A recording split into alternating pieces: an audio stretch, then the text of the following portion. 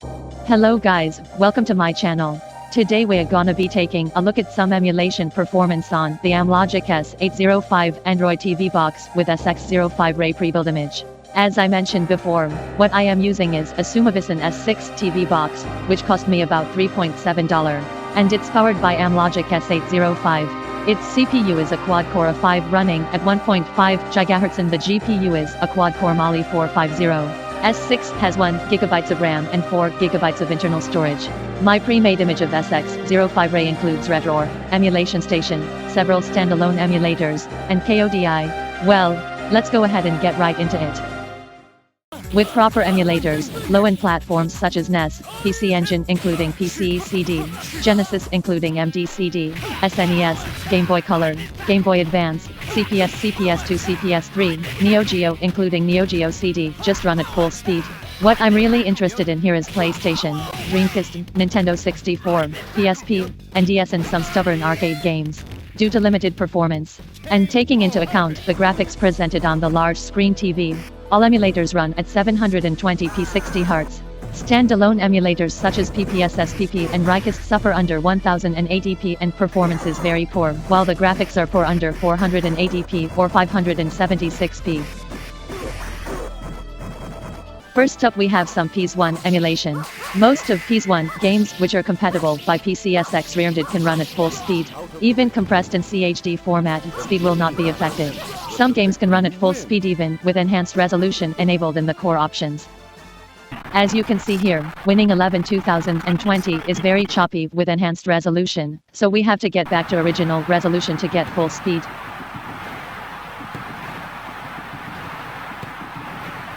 If you feel graphics are poor, you can apply the scanline filter and the graphics will look better.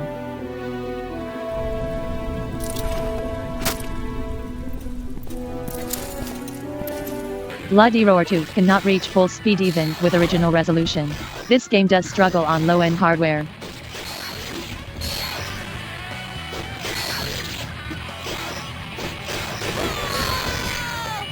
For Dreamcast games we are using standalone Rikast here. Unfortunately, the Rikast we use here is rather old and the emulation is very inaccurate. So we will see many graphics glitches and sound distortion. However, it has a fast emulator, and many compatible games run good.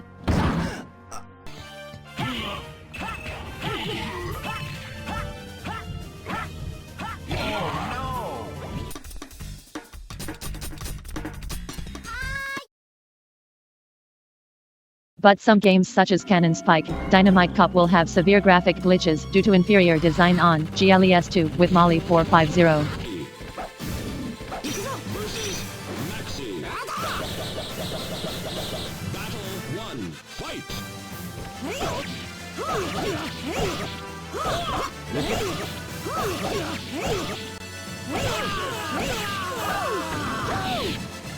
This victory strengthens the soul of Taki.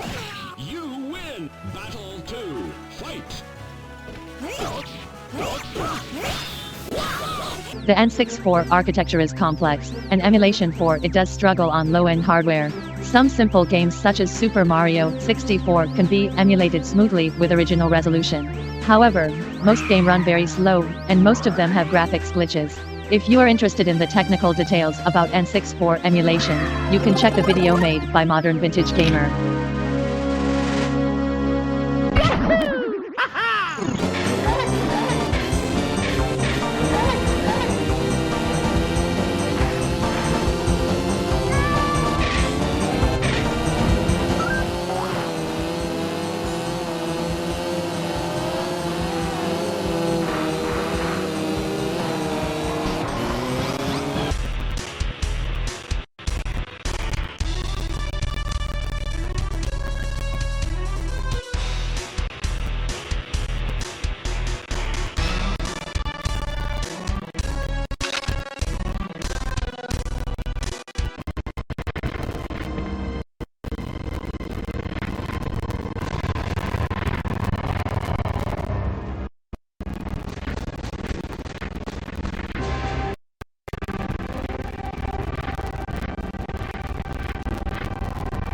We are using standalone PPS-SPP 1.5.4 here to emulate PSP games. For good performance, we need to change the settings a bit according to the games. Basically, we can change rendering mode, internal resolution, clock frequency and so on. Some simple PSP games can run at full speed with 2x absolution. Many games can only run smoothly with original resolution. And some games, no matter what me change, just run poorly.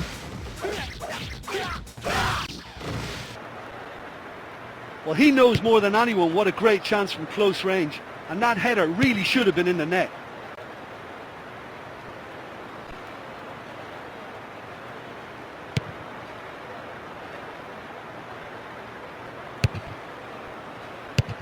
Back off the post.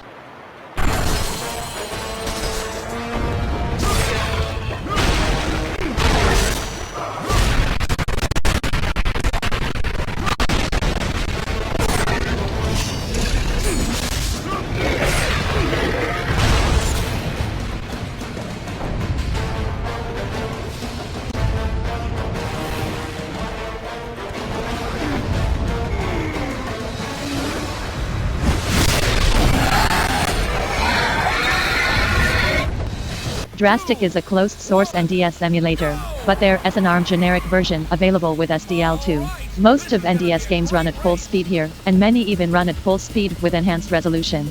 Of course, some games require automatic frame skip-on to reach full speed.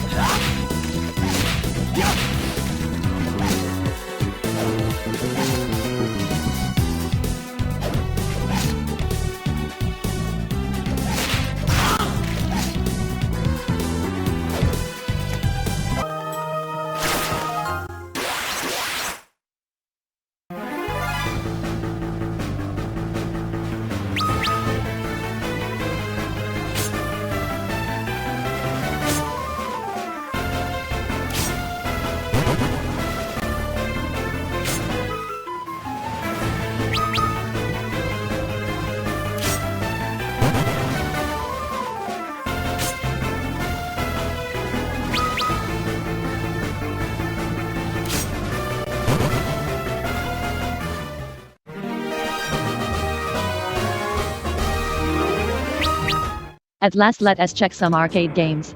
With Neo, most PGM games run with a decent speed. Some late PGM games run a bit slow.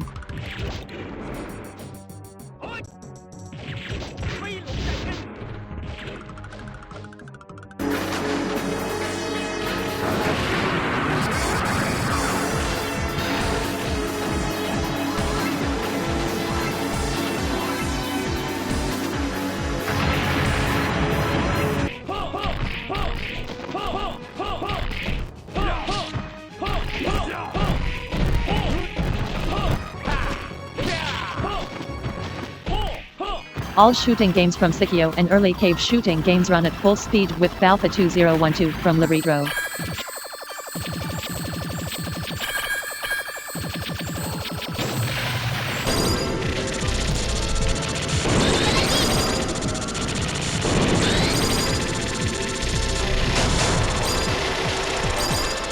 For Tato F2's games, we are using Libretro Core Main 2003 Plus.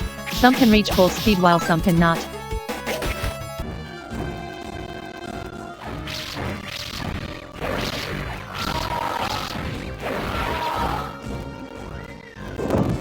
Well, that's it for this video. Guys, I really appreciate you watching. In general, S805 is outdated with a 5 CPU, but its frequency is high, so its performance on emulation is not as bad as many people thought. Since S805 boxes are outdated and developments on it become less and less, probably the performance we have here would not be improved. As I mentioned in other videos, do not waste your money on any S805 box. But if you have a spare S805 box in your hands, you may try it for emulation. If you have any questions, let me know in the comments below. And again, thanks for watching.